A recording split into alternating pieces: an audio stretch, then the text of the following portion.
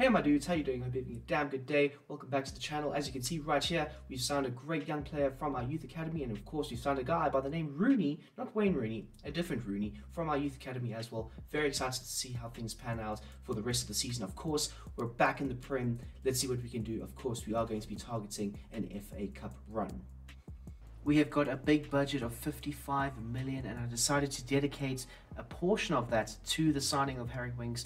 Last season, we went ahead and added a buy-in clause to the Spurs loan, and yeah, he had a very successful season last year, helping us gain promotion to the Premier League. People, we're back in the Prem. It's such a joyous moment for the club, back to the top of English football, and Harry Winks was a big part of that, so I decided to go ahead and make him a permanent signing. We have got a few players on the list of who we want to be targeting, and that goes without saying. The players that we are going to be getting, they're going to be class acts, no doubt about it. Two Bournemouth loanees last season, Freddie Woodman and Todd Cantwell, both helping Bournemouth back into the Prem before, unfortunately, helping Bournemouth back into the Championship. But they're not going to do that for us because they're going to be great players for us. They're going to help this team progress forward, and they strengthen areas that we need strengthening in. Tyree Stolen, not enough backup for him,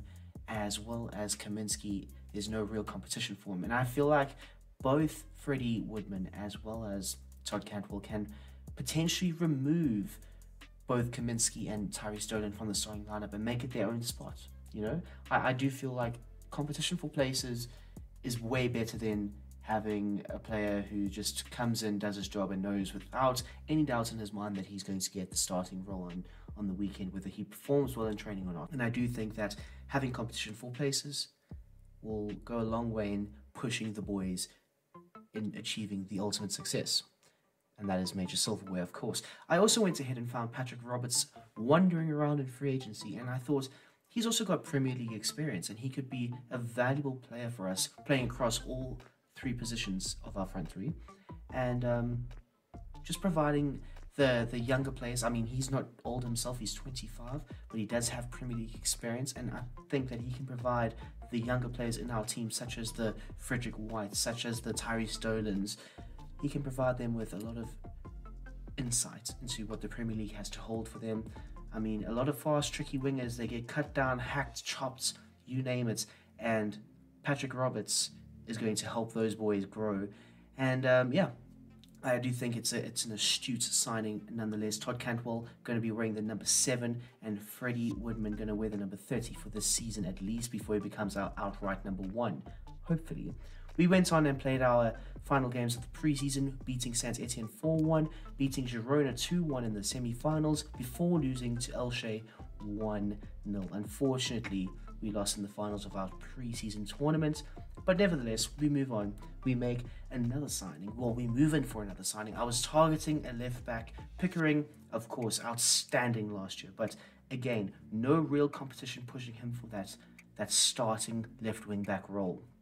Now, I thought at first I wanted somebody with a bit more age on their side, somebody with maybe more of a bite to their game, but then I decided Josh Timon of Stoke City played very well against us last season in the Championship. Of course, Stoke got promoted with us, so I thought it might be hard for them to let go of their player, and they agreed to it eventually for a fee of, I think it was just under 3 million, or just over 3 million. They wanted Bradley Dack. I said, no, sorry, we're not getting Bradley Dack out of this team.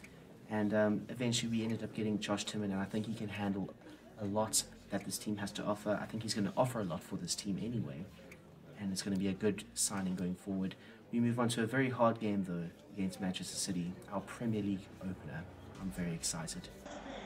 Absolutely unbelievable scenes at the Etihad. A very tough place to come, but a place that this team is ready for. Blackburn Rovers, the first Premier League team since 2012. It is out. Freddie Woodman on the bench for today's game, but Todd Cantwell does get his debut in a very, very raucous arena, some might say, the Etihad. But yeah, we are taking our team's talents to the very, very top. And we did carve Manchester City open once a few times in the early stages of this game. But of course, the quality, the money that they've spent on this team, it did show, as KDB and Erling Haaland combined for their first of the game, and in a resulting matter, that first chance ended up in a goal. And it was very frustrating though, because we had carved open City numerous times, and I thought that Brereton Diaz should have potentially scored more goals. He did end up missing a penalty in this game, which did really suck.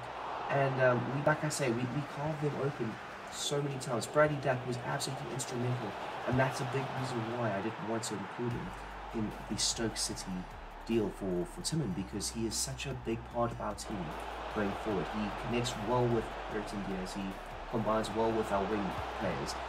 He's just the super glue in our team structure. He's the engine that keeps us going.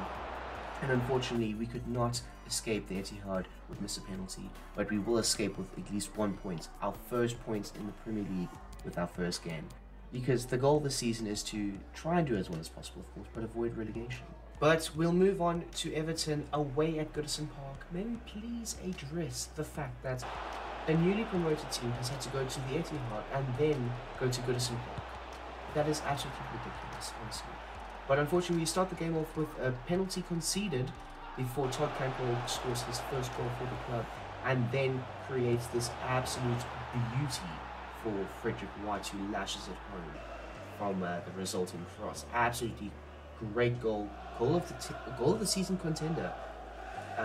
Jordan Pickford had no chance whatsoever. And to be fair, Everton got themselves back into the game, but unfortunately the firepower that we possessed up front between Brereton Diaz and Bradley Dack, who towered in for a beautiful header before Brereton Diaz towered in for a beautiful header, was unmatched. Honestly, truly, Everton were they could not compete with us. We made several changes to the team though, and unfortunately lost 3-1 to Newcastle United in the EFL Cup. Very, very sad result there. But good news though, as we have our first home game, Ewood Park erupts with joy as they have their first Premier League game back after 10 plus years. So yeah, the fans were very much up for it. I was very much up for it. The boys were very much up for it. And you know who else was up for it? Alex "Damn" McCarthy. Even when the Southampton defense leaked, he was there to make sure that he was clogging the leaks. He could have saved the Titanic in our opening game at Ewood Park, and he was just a man on a mission trying to make sure his team wasn't on the losing end.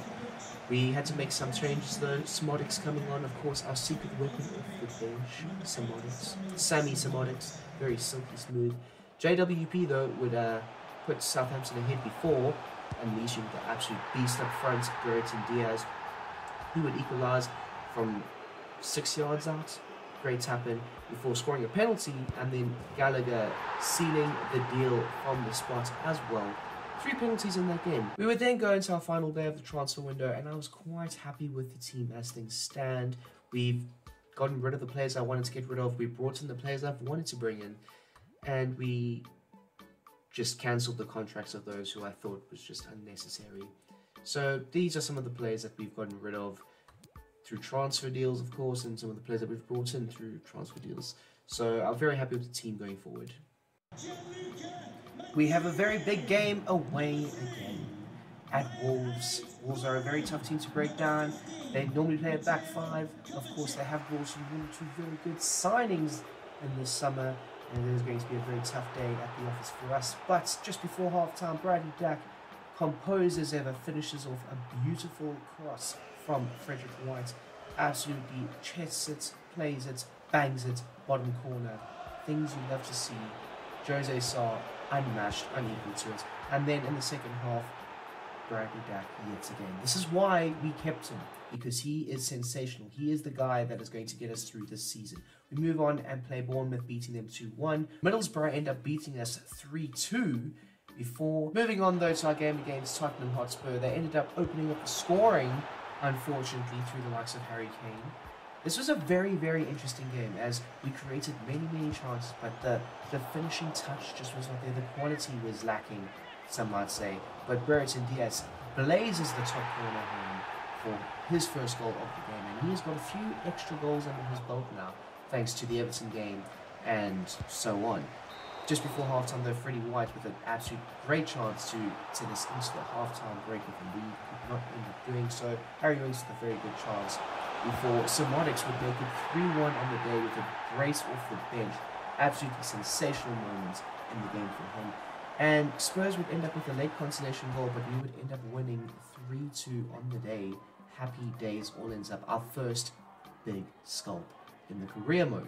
Spurs, are they a big team? Are they a big club? I'm going to consider them a big club. We return to Ewood Park, second in the table, only behind the likes of Liverpool by 1 point. Newcastle United are not having a very good season whatsoever. They are going to come here and throw the kitchen sink at us because they want to collect as many points as possible. Freddie Woodman, though, he returns to face his former team. Ewood Park, the sun's out, the guns are out. Brereton Diaz is firing all cylinders right now. He has picked up so much confidence over like the last few games. His movement off the ball has been sensational. And we would have a 2-0 lead before Alexander Isak, yes, the new $74 million signing, would equalise for Newcastle United. Absolutely sensational head off of a corner. Brilliant stuff all ends up. Almiron and Isak celebrating like madness. But just before half-time, we will go into the break with a 3-1 lead, people. And it's that man there, Bradley Dack, who's having a season and a half to begin with. And late in the second half, counter-attacking football, it strikes again. Dolan, off of a great pass from Frederick White, makes it 4-1, before we would then end the game essentially with this goal right here from Simonics. Absolutely sensational off the bench. Newcastle United would nick a late goal, but we would end up winning 5-2 on the day. Eddie Howe and his team left in tatters as Blackburn Rovers will run out 5-2 winners. We would then go on to face Stoke City where we would win 3-0.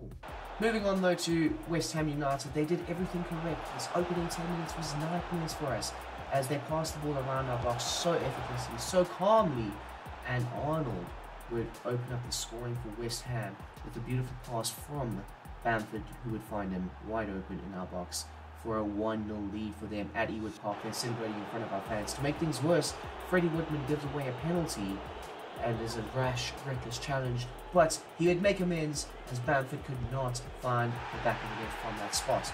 We would then go on to score and equalise through a great bit of movement off the ball and a great little bit of inter-passing play between our teammates. Cantwell smashing it home, beautiful stuff, all ends up. And then we would end up winning this game 2-1 thanks to Brereton Diaz. Of course, our Superman up front. Brereton Diaz has been fantastic this season, absolutely phenomenal scenes as we would end up winning 2-1 on the day.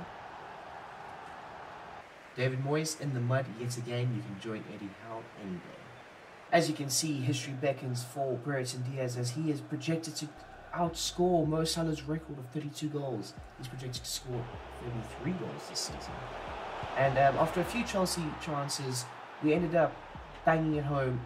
Bradley Dack yet again. The celebrations are there. Of course, it is at Stamford Bridge, a very small stadium. I found out the other day that their stadium only contains, I think it's 34,000 seats, which is very incredible considering they're such a big team in England. But Winks would then end up winning it for us later on in the game before we would move on to face the likes of Leicester City. And outstanding ball over the top, outstanding finish from Frederick White. Finishing has improved for days. Look at that crazy ball from Harrison Reed. And Top Bins FC strikes again. Brilliant move, all ends up from the right hand side. Cantwell creation, Brereton Diaz finish. That's all you would ever need. His scoring form continues, all ends up, beautiful stuff. And to be fair, I don't know what Leicester were doing because the ball ricochets off of one of their defenders and it falls perfectly to him in the box, and none of the defenders tried to get close to him. They were trying the Van Dijk aura approach, but unfortunately could not do it. We would end up winning 3-1 on the day against Leicester before moving on to Manchester United at Old Trafford. We did make quite a few changes to the team as it is December now, and we do need to rotate thoroughly to make sure that there's no injuries later on in the season, as we will be needing every one of our players. But to be fair, Manchester United were absolutely taken apart limb from limb. Stood no chance whatsoever. Later on in the game though, we would make it 4-0 at Old Trafford. I don't know what's happening, but this Old Trafford project is not looking too healthy if you ask me. Absolutely scenes as Buckley smashes it home before Yes, people, before complete devastation, as it would run out 5-0 on the day. Old Trafford in absolute shambles, and United need to really rethink their project going forward. And off the back of our big win at Old Trafford, we move on though to another big team. I mean, this December period is looking very, very tough for us. We've got the likes of Manchester United that we've just played. We beat them 5-0 after heavy rotations. Very impressed. We now move on to Liverpool, and then we face Arsenal shortly after the Liverpool game. So December, whoever planned December for us was planning our downfall nonetheless. But anyways, we move on though. 5 goals against Man United at Old Trafford. Can we score more goals against Liverpool? Of course, I do not like Liverpool. If I can beat my own team 5-0, I should be able to beat Liverpool. And yeah, they got themselves back into the game. They were very frustrating just before half-time. We were 2-1 up, and we probably should have gone to the half very high on our great performance in the first half, but we couldn't. And I think that goal just before half-time kind of got Liverpool's mentality back into the game. Of course, they are known as the mentality monsters. But I then said to the lads, like, boys, we've just gone to probably the biggest stadium in the world, Old Trafford, and we've gone and thrashed Man United 5-0. What is stopping us from beating Liverpool? And that literally got the goal as best and as much as possible. Prem Diaz with the first in the second half, and Freddie White to give us the lead with a 4-3, but we would end up winning 5-3 on the day. Very happy with that. But now we move on to the Emirates, a very tough place. We had just obviously beaten Liverpool, we've just beaten Man United as well. And you know what, Arsenal were ready for us. The Emirates was up for it. Martinelli, Zapata, they were there, they were waiting. We got back into the game though, we controlled the game, and then all it led to was a simple ball over the top to annihilate our entire midfield, our entire defense. And that led to Zapata's first goal of the day, but he did end up scoring 2 on the day, just before dinner. Took an 80th minute, unfortunately, but it was not meant to be. I mean, this was a very big deficit that we found ourselves in, and we ended up losing 4-1, which was rougher than the Stoke City loss. We would then redeem ourselves, essentially, by beating Villa 2-0. Moving on to Fulham, though, red card, should have probably gotten the win, but we ended up drawing with them before beating Leeds United 3-0. Very happy with the results, or the results leading up to our final game of the year. Of course, Nottingham Forest, very big game, but we need to show a bit more character. We need to show a bit more fight. I mean, we are doing very well in the league table so far. We're top 4. Nobody expects that from us. I didn't even expect that from us. I just wanted us to try to play good football. And as a result of that, playing good football leads to brilliant results.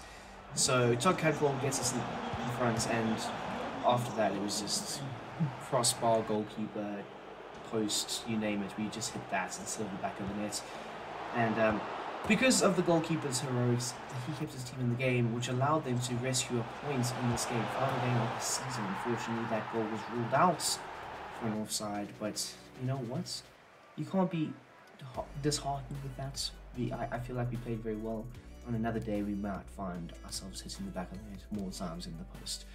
But some of our stats going into the transfer period is Prem Diaz doing exceptionally well, Freddie White doing well, Todd Cantwell's stats looking really good. But I do feel like we are missing maybe just one more piece to the puzzle, but I don't know. You'll have to let me know in the comment section down below. And so people, that is going to bring us to the end of the episode. I have gone ahead and gone for a very special player that I think can elevate this team to the next level and will help us with our hopeful run in the FA Cup.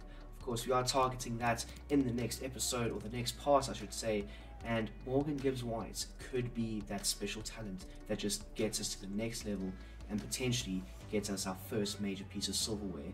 Now, I hope you guys have enjoyed this video. If you have, hit the like button down below, and I hope you guys have an absolutely damn amazing day. I'm out.